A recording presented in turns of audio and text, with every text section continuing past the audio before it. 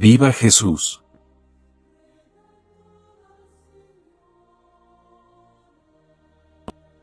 Sor María del Sagrado Corazón. 1825 a 1903. Fundadora de la Guardia de Honor del Sagrado Corazón de Jesús. Capítulo 8. Pruebas y bendiciones. Lo propio de una víctima es el ser inmolada. Sor María del Sagrado Corazón iba a experimentarlo pronto de nuevo. La prueba vino esta vez de la viva oposición, que atacó a las bases de la obra misma y combatió enérgicamente el culto especial tributado por los guardias de honor a la herida del corazón de Jesús. Los detractores de la guardia aparentaban atenerse al texto del Evangelio.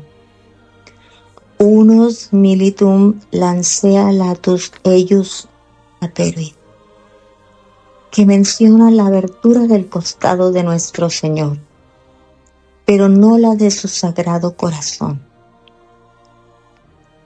El silencio de los evangelios sobre este particular servía de punto de apoyo a sus vehementes diatribas, pero su objeción no tenía fundamento.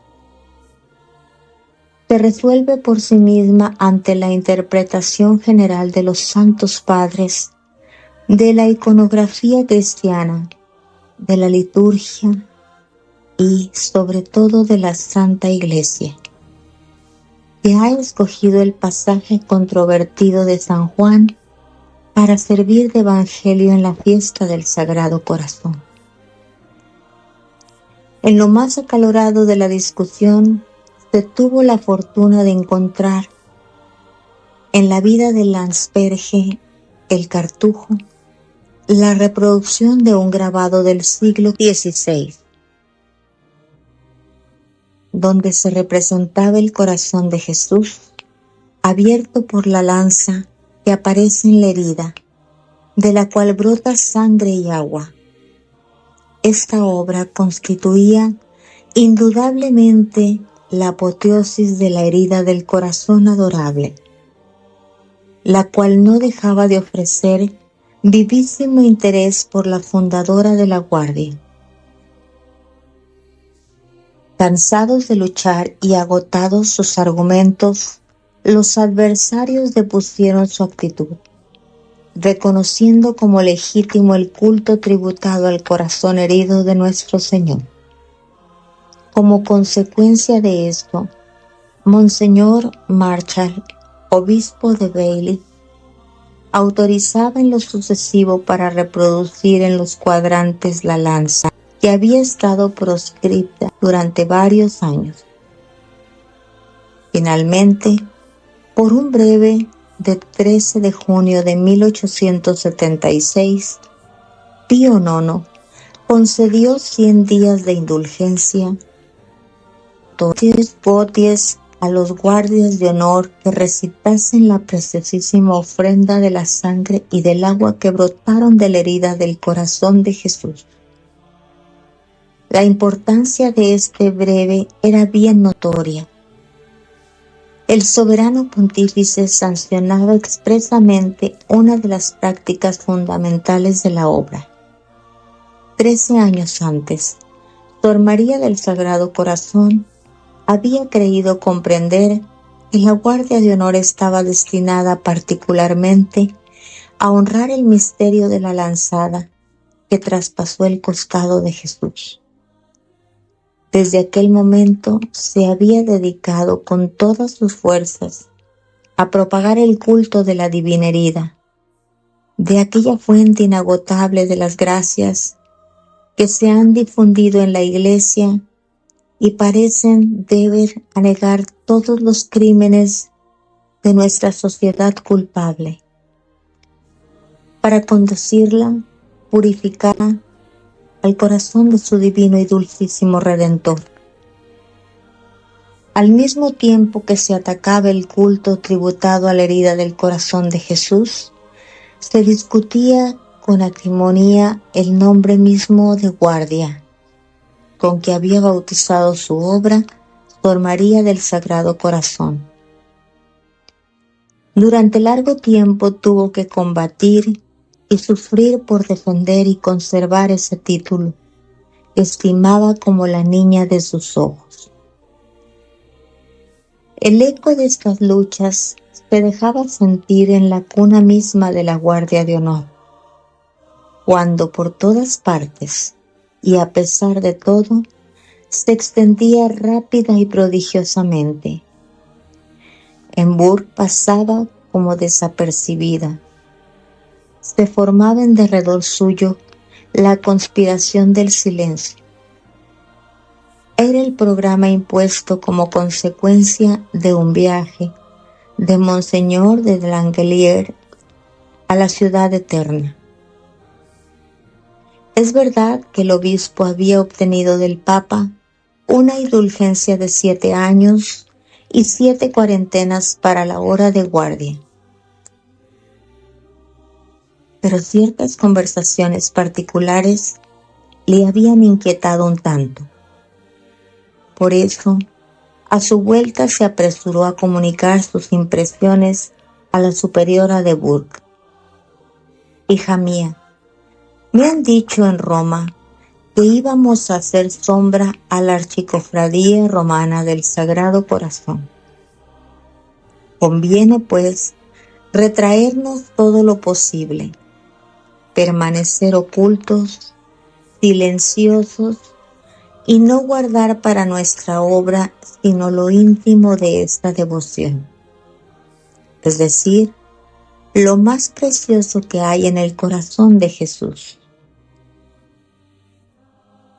Bajo el peso de estos temores, su Excelentísima quería en particular que los billetes celadores, cuyas 3 series ya existentes habían sido muy notadas en Roma, se hiciesen de uso general para todas las obras que propagaban el culto del Sagrado Corazón. De haberle sido posible, él hubiese querido cambiar el título de la obra, lo mismo que las fórmulas de inscripción. Insistía finalmente en que no se implantase en ninguna parte la Guardia de Honor sin hacerla preceder de la erección canónica de una cofradía del Sagrado Corazón. Las recomendaciones referentes al monasterio de la Visitación de Burg eran aún más apremiantes. Monseñor imponía una extrema prudencia de esta manera. Durante largos años, la sombra y el silencio rodearon la cuna de la guardia, en forma tal que pareció ser su sepulcro. Ninguna práctica denunciaba la existencia de la obra. Nadie osaba pronunciar su nombre en la capilla de la Visitación. Los predicadores forasteros eran advertidos de que imitasen esta reserva. A 50 años de distancia, parecen exageradas todas estas precauciones, pero no hay que olvidar que por aquel entonces la obra, nacida la víspera, no había probado aún su carácter divino. Por otra parte, era necesario el crisol de la prueba para la perfección del instrumento escogido. En pocas palabras, no hay, dice la beata Margarita María, por qué extrañarse de las contradicciones a las que están expuestas las obras que propagan la devoción al Sagrado Corazón. Es una de las señales más infalibles de que Dios será glorificado por ellas. Sea de ello lo que fuere, las almas que tienen el honor de ser llamadas a fundarlas saben cuántos sacrificios y cuán largo y doloroso martirio han de sufrir para asegurar el éxito. Por eso, nadie sabrá jamás las solicitudes, las angustias que debió experimentar Monseñor de Langelier hasta el momento en que la erección de la Guardia de Honor en Roma vino a poner término a todas las dificultades. Solamente el corazón de Jesús conoció estos dolorosos secretos. Nuestro Señor los quería para colocarlos en los fundamentos de la obra y de este modo proveerla de firmes cimientos. No hay para qué decir que estos largos sufrimientos eran, sobre todo, el patrimonio de la venerable fundadora, quien les dispensó una buena acogida, como a celestiales mensajeros, y por amor de Jesús los soportó con toda humildad y dulzura. Ellos llegarían a producir la alegría más pura, con el triunfo completo de la Guardia. En efecto, el 31 de mayo de 1872, la Guardia de Honor se erigía canónicamente en Roma, en la iglesia parroquial de los santos Vicente y Anastasio, regentada por los padres de San Camilo. El decreto de erección, firmado por el cardenal Patrizi, señalaba al mismo tiempo que el triunfo de la Guardia, la aceptación oficial de su nombre por tanto tiempo discutido, aún no habían pasado 3 años, y Pío IX, al recibir en audiencia a una numerosa comisión de los guardias de honor de Roma, recordará como una de sus más íntimas satisfacciones su título de primer guardia de honor. Finalmente, el 26 de noviembre de 1878, Sor María del Sagrado Corazón tenía la satisfacción de ver su obra erigida por León XIII en archicofradía para Francia y Bélgica, con Bourg por centro. Transcurrieron, sin embargo, 2 años antes de la promulgación solemne del breve pontificio y la organización regular de la archicofradía en la capilla de la Visitación. Esta promulgación dio lugar a una ceremonia conmovedora que presidió Monseñor Subirán, rodeado de buen número de sacerdotes. Tomó la palabra y en magnífico lenguaje celebró los triunfos y las prerrogativas de la Guardia de Honor, escuchándole con viva atención una multitud devota que llenaba la capilla. Un soplo de gracia y de resurrección parecía reanimar a las almas, lo mismo que la obra. Después de la bendición, se entonó el cántico: que la tierra toda entera forme la Guardia de Honor. Repitiéndolo todos con arrebatador entusiasmo, fue aquel un hermoso día más, ay, que no había de tener repetición.